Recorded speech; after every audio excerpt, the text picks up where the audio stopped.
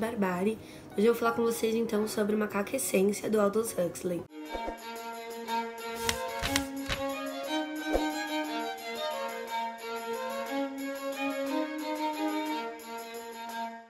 Esse livro aqui eu li em conjunto com o Matheus, do Literato Brasileiro, e o Hilário, do Leitura de Cabeceira. E é o segundo livro do Huxley que eu li, né? Eu já tinha lido Admirável Mundo Novo, que até hoje é a minha distopia favorita, né? Eu já li as distopias mais clássicas, só me falta Nós, do Zamiatin.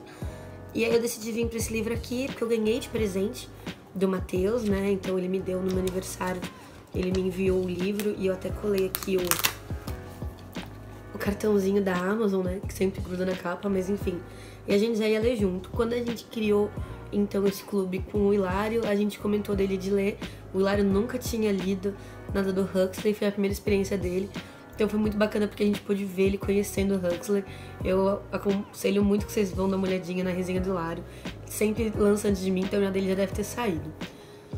Enfim, esse livro é uma distopia dentro de uma distopia. Ela começa com dois homens que são roteiristas de cinema, né, que trabalham nessa área, conversando e falando sobre a situação que eles estão. É uma situação bem diferente.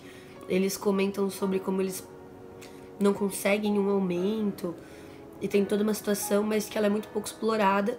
Então eu tenho uma certa crítica a essa narrativa moldura que é utilizada nesse livro, porque eu acho que ela é muito pouco retomada depois no livro, né? Muito diferente, por exemplo, de Planeta dos Macacos, que tem uma retomada assim sensacional. Quem nunca leu, leia Planeta dos Macacos, tem resenha minha aqui no canal. Eu gosto muito desse livro. Esse final que não é possível transpor para mídia da televisão vai ser vai compensar a leitura para aqueles que já conhecem todo o resto da história. E aqui eu acho que não é feita dessa forma. Depois a gente acaba indo para a distopia em si, que é um roteiro realmente, tipo, passa um caminhão de lixo com alguns roteiros, e eles recolhem os roteiros e Macaco Essência é um desses roteiros, e eles vão então ler esse roteiro e vão atrás do homem que escreveu o roteiro. Acontece que o homem que escreveu esse roteiro ele já tá morto, então eles acabam ali encontrando o lugar onde ele vive e tudo mais, mas não chegam a conhecer o homem. E aí a gente adentra na narrativa da distopia, que é uma distopia muito diferente do que eu tava acostumada, principalmente com relação à religião. Essa foi a primeira distopia que eu li em que a gente entrou numa religião completamente diferente, porque aqui eles servem ao Belial. Pra quem não sabe, Belial é o senhor das moscas, é um demônio, por assim dizer, né? Eu conhecia muito pouco, mas eu conhecia porque eu jogo RPG, né? Não jogo mais, mas jogava até ano passado RPG. E aí, em algumas narrativas que eu joguei, acabei entrando em contato com a figura desse demônio. Mas se não fosse essa minha experiência, eu não teria compreendido muito do que eu compreendi nesse livro. E ainda acho que poderia ter compreendido mais se soubesse mais a fundo sobre essa parte religiosa, que é uma coisa que eu sempre enfatizo aqui. Eu sou muito leiga pra essa parte de religião, assim. Eu acho que meus conhecimentos são bastante abaixo da média nessa área aí da vida. Eu sempre tenho muita dificuldade com esse tipo de narrativa.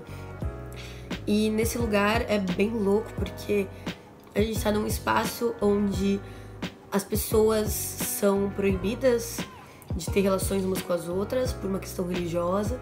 A maior parte das pessoas ali são analfabetas. Então a gente tem uma alfabetização seletiva, porque eles ensinam as pessoas a lerem não. Então a proibição, elas sabem o que é proibido, né? E aí nas roupas das mulheres tem, como eu diria, tem tipo pedaços de tecido escrito não, para que os homens não encostem nas mulheres, para que se lembrem dessa proibição. E aí tem um período do ano específico, que é o não sei o que lá, dia do Belial, em que as pessoas fazem sexo desenfreadamente, e aí 9 meses depois as mulheres ficam grávidas. Então as mulheres que têm uma relação fora desse período, elas são descobertas porque os filhos nascem fora desse período. E aí elas são devidamente punidas.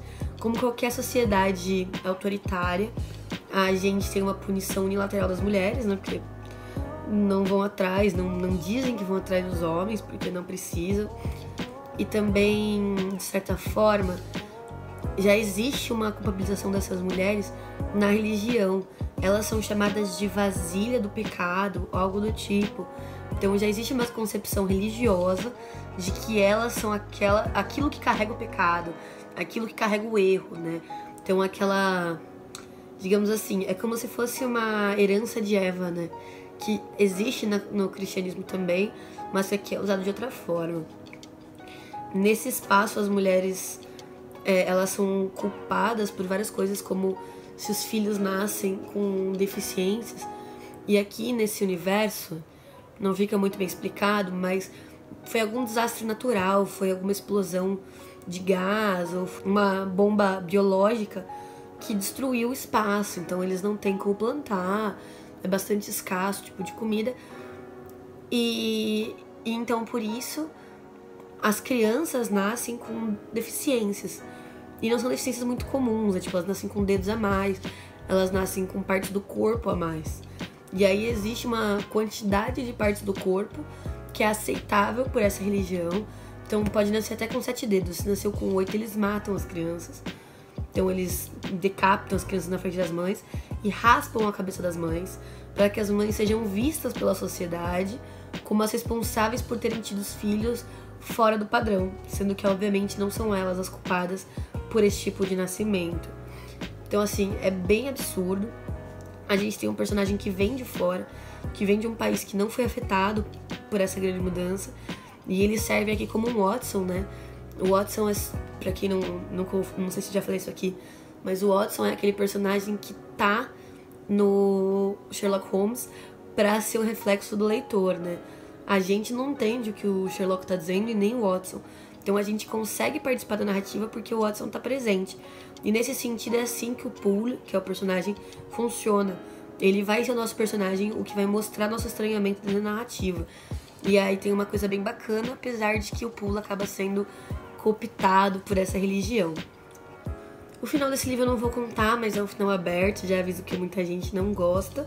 Mas apesar de não ser um livro que eu acho que ele foi tão bem explorado quanto eu esperava, ele foi para caminhos que eu não esperava nem um pouco e que causaram muitas reflexões, me fez pensar muito.